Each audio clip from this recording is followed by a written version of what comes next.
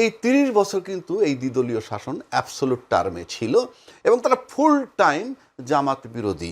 যদিও তারা জামাতকে আন্দোলনে নিছে, মন্ত্রীও বানাইছে, এটা বললি বলে আমার প্রয়োজন ছিল তখন নিছি, আর এখন আমার প্রয়োজন নেই নিলাম না, ভেক টার্ম। বাংলাদেশ এগুলো খায় না। আজকে তারা ৬৮টা সিট পেয়েছে। এক। দুই, তার পক্ষে কেউ কথা বললে রাজাকার ট্যাগ দেওয়া হয়। ৩১% ভোট পেয়েছে, সবই কি রাজাকার? মিডিয়া, তারপরে আমলা বা অ্যাডমিনিস্ট্রেশন যদি বলেন, সিভিল আর মিলিটারি ব্যুরোক্রেসি যাই বলেন না কেন, প্লাস বিজনেস, টোটালটা ছিল ১৬ বছর প্রেফার করছে আওয়ামী লীগকে। সামহাও এটা ঘুরে রিভার্স হয়েছে এখন। এখন কিন্তু এইটা বর্তমান সরকারের পক্ষে। বাংলাদেশে জামাত কখনো ক্ষমতা এসে সার্ভাইভ করা ডিফিকাল্ট হবে।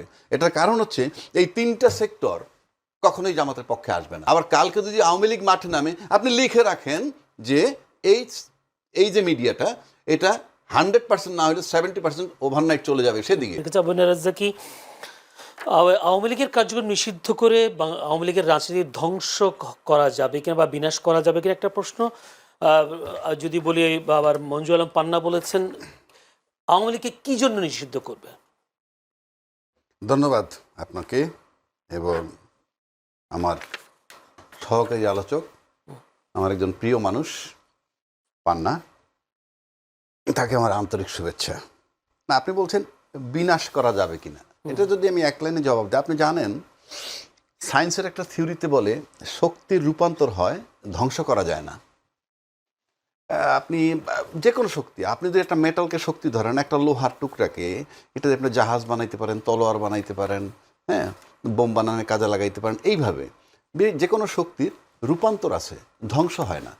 আপনি যে কথা জামাত নিয়ে বলা হইল, আপনি যদি লক্ষ্য করে দেখেন, আমি যদি এরশাদ পতনের পর থেকে ধরি, আমার কাছে মনে হয় আমাদের এই আন্দোলনগুলো বেশি মনে আছে, মানে এরশাদ পতনের পর থেকে। সেখান থেকে কিন্তু কম সময় না, মোটামুটি ৩৫-৩৬ বছর। এই ৩৫-৩৬ বছর যাবতই কিন্তু দ্বিদলীয় শাসন ব্যবস্থায় দুইটা বড় দল জামাত বিরোধী, এবং এই জামাত বিরোধী থাকার যথেষ্ট যৌক্তিক কারণ আছে তাদের মতে। আমি কিন্তু কারো পক্ষে বিপক্ষে বলছি না, আমি অ্যানালাইসিস দিচ্ছি। তাহলে অত বড় দুইটা শক্তি গত ২৫ বছর তারা টানা রাজত্ব, না ২৫ না ৩০ বছর, শেখ হাসিনার ২ টার্মে ২০ বছর, ম্যাডাম খালেদা জিয়া মনে করেন ৩বার প্রধানমন্ত্রী, 10 ইয়ার্স। এই ৩০ বছর কিন্তু এই দ্বিদলীয় শাসন অ্যাবসোলুট টার্মে ছিল এবং তারা ফুল টাইম জামাত বিরোধী। যদিও তারা জামাতকে আন্দোলনে নিছে, মন্ত্রীও বানাইছে, এটা বললি বলে আমার প্রয়োজন ছিল তখন নিছি, আর এখন আমার প্রয়োজন নেই নিলাম না, ভেক টার্ম। বাংলাদেশ এগুলো খায় না। আমি সেখানে যাচ্ছি না, সেই আলোচনাটায়। কিন্তু আমরা তো ধ্বংস করতে চেয়েছি, জামাতটাকে তো কেউ চাই নাই। আর এত ক্ষমতা থাকা সত্ত্বেও আপনার জামাতের রাজনীতি বন্ধ হয় নাই কেন? এটা কি বলা হয় যে ধ্বংস করা যায় না? সেই জামাত হাঁটি হাঁটি পাপা করে আজকে বিরোধী দলের নেতা। গল্প আপনি যত করেন, 5 বছর পতাকা উঠবে তার বাড়িতে। আমি কিন্তু বিদ্বেষ না আমার, আমি ব্যাখ্যা দিচ্ছি কি বিরোধিতা করছেন, নাকি নাটক। স্বাধীনতার পক্ষ শক্তি বিপক্ষ শক্তি, এটা নাটক কিনা, পরিষ্কার নাটক ছাড়া আমি কিছু দেখি না। তা না হলে আজকে তারা ৬৮টা সিট পেয়েছে। এক। দুই, তার পক্ষে কেউ কথা বললে রাজাকার ট্যাগ দেওয়া হয়। ৩১% ভোট পেয়েছে, সবই কি রাজাকার? কেউ কেউ বলছে আওয়ামী লীগ না থাকার কারণে ভোট বেশি। দরকার নেই আমার, ৩১% ভোট দিছে তো, হ্যাঁ, তাদেরকে ফাঁসি দিবেন, গুলি দিবেন? কেন ভোট দিছিল? দুইটা পরীক্ষিত দল দেখে তারা ভাবছিল দেখি কি হয়। সেটা দিয়ে বিতর্কিত করে গেল রেজওয়ানা। কি বলল? মেইন স্ট্রিমে যাতে না আসতে পারে, উগ্রবাদীরা যাতে না, পরিষ্কার সে মিন করছে। আমি সেই বিতর্কে যাচ্ছি না। তার মানে শক্তির রূপান্তর আছে, ধ্বংস নাই। ওই যে বন্ধ নষ্ট করা যায় না, যেটা পান্না ভাই বলল যে একটা দলকে ধ্বংস করা যায়, তার পক্ষে লজিক দিলাম। যেখানে জামাতে আপনি ডিস্ট্রয় করতে পারতেছেন না, সেখানে আওয়ামী লীগকে আপনি ডিস্ট্রয় করতে পারবেন না। এইবার আসেন আমার চ্যাপ্টার। আপনি যদি আমাকে বিবেকবান লোক হিসাবে বলেন, এগুলো সেও একমত হবে। এখন আপনি যদি আয়নাঘর ধরেন, বিডিআর হত্যা ধরেন, শাপলা চত্র হত্যার বিনা বিচারে হত্যা, তারপরে এই যাওয়ার আগে 1400 লোকের হত্যা, উনি একটা হত্যাও নিজে করেন নাই, বাট উনি এটা নেতৃত্বে ছিলেন, প্রিভিলেজ উনি দিয়েছেন, উনি চাইছেন ক্ষমতায় থাকতে। আর এগুলো সব ক্ষমতায় থাকার সাথে রিলেটেড। সেই বিবেচনায় যদি আমি যাই, তাহলে আমি বলবো যে হ্যাঁ, ঠিক আছে, পার্টি নিষিদ্ধ হওয়া দরকার। বাট আপনি যদি গণতন্ত্রে বিশ্বাসী হন, গণতান্ত্রিক প্রক্রিয়ায় থাকেন। বিএনপি আজকে ক্লেম করতেছে ক্ষমতায় তারা একটা বড় গণতান্ত্রিক দল। গণতান্ত্রিক দলের মানসিক প্রস্তুতি থাকতে হবে সবসময় এরকম যে আমি অলওয়েজ পরীক্ষা দেওয়ার জন্য প্রস্তুত। আপনি পরীক্ষা দেওয়ার জন্য যদি প্রস্তুত হন, এই ভোট পাইছেন, আবার সামনে পরীক্ষা দিবেন।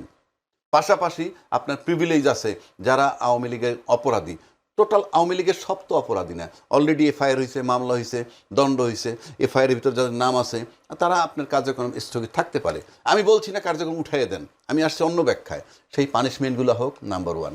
নাম্বার 2, আপনারা যখন বন্ধই করবেন তাহলে অন্তরীণ কি বলে অন্তর্বর্তীকালীন সরকার যখন প্রস্তাব আনলো আন্দোলনের মুখে হোক আর যেভাবেই হোক বন্ধ করার কথা হইলো, যে পার্টি নিষিদ্ধ করার কথা আসলো, সেখান থেকে শিফট করে, যেহেতু তখন আজকের ক্ষমতাসীন কি বলছিল যে আমরা কোনো পার্টি নিষিদ্ধ হোক আমরা সেটা চাই না, কোনো অ্যাডমিনিস্ট্রেটিভ অর্ডারে হোক, এটা আমরা চাই না এবং এটা হয় না, এটা জনগণের ব্যাপার। আরে ভাই, সেদিন যদি আপনি সুকৌশলী বুদ্ধিমান হইতেন তাইলে তো চুপচাপ থাইকা ইনুস সাহেব দিয়ে করাইতে পারতেন, সমস্ত লায়াবিলিটিস তার উপরে থাকতো। আমি তো মনে করি আপনি রাজনৈতিক হিসেবে প্রজ্ঞাবান নন। এখন আমার কাছে মনে হয় যে আজকে যে নিষিদ্ধ করছে সেটার কারণ কি? আজকে নিষিদ্ধ করার পিছনে আমার একটা কারণ হতে পারে এই যে বাংলাদেশে ক্ষমতায় থাকলে একটা বিশাল শক্তির ক্ষমতায় থাকে। শক্তি, অদৃশ্য শক্তির ক্ষমতা আমি বললে ভেগ টার্ম হবে, বাট নর্মাল শক্তি 3টা power: media, administration and business oligarch. এইটা যদি ধরেন, এদের উপরে কেউ মাতব্বরি করে কিনা সেটা অন্য চ্যাপ্টার, সেটা যেহেতু আনসিন আমি বলবো না, বাট ডিপ স্টেট একটা টার্ম আছে। এই যে 3টা মিডিয়ার পক্ষ, এই মিডিয়াগুলো কিন্তু সব মিডিয়া, তারপরে আমলা বা অ্যাডমিনিস্ট্রেশন যদি বলেন, সিভিল আর মিলিটারি ব্যুরোক্রেসি যাই বলেন না কেন, প্লাস বিজনেস, টোটালটা ছিল 16 বছর প্রেফার করছে আওয়ামী লীগকে।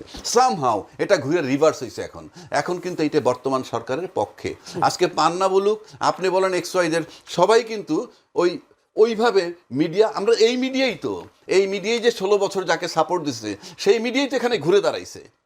বাট একটা প্লাস পয়েন্ট আছে যে বাংলাদেশে জামাত কখনো ক্ষমতা এসে সার্ভাইভ করা ডিফিকাল্ট হবে। এটার কারণ হচ্ছে এই 3টা সেক্টর কখনোই জামাতের পক্ষে আসবে না। আমি কিন্তু বলছি না তারা আসুক কি না আসুক, আমি ব্যাখ্যা দিচ্ছি। এই যে মিডিয়া, আমলা এবং বিজনেস অলিগার্ক যারা, তারা যেহেতু জামাতকে প্রেফার করবে না, এটা যখন নিশ্চিত হয় কোনো দল, তখন ভাবে মিডিয়া কোনো অপশন নাই, তখন মনে করেন সেই দলটা ডেসপারেট হতে পারে।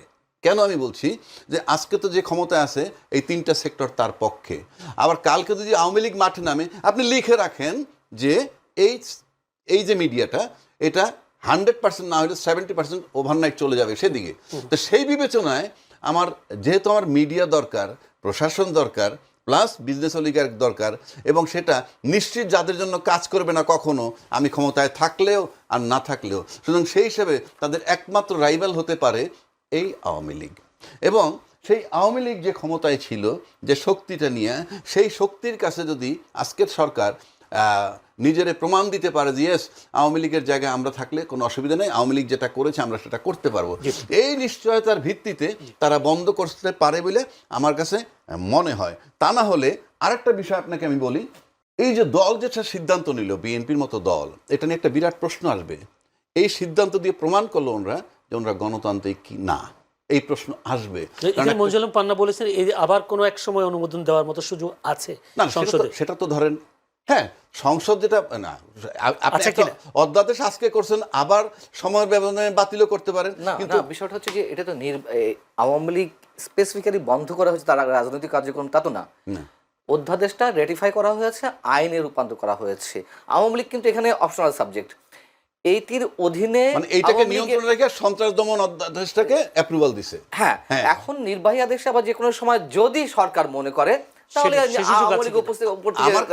আমার কাছে যেটা মনে হয়, এটা যদি আপনার রিল্যাক্স হন, কথার কথা বলছি, কখনো যদি পরিবেশ পক্ষে আসে, আমরা অতীতে শেখ হাসিনা কি করছে, সবকিছু কিন্তু আদালতে শিফট হয়েছে, এবং আমরা আদালত যা বলে আদালতে বানাইছি, আমরা মানে ক্যাশ করেছি।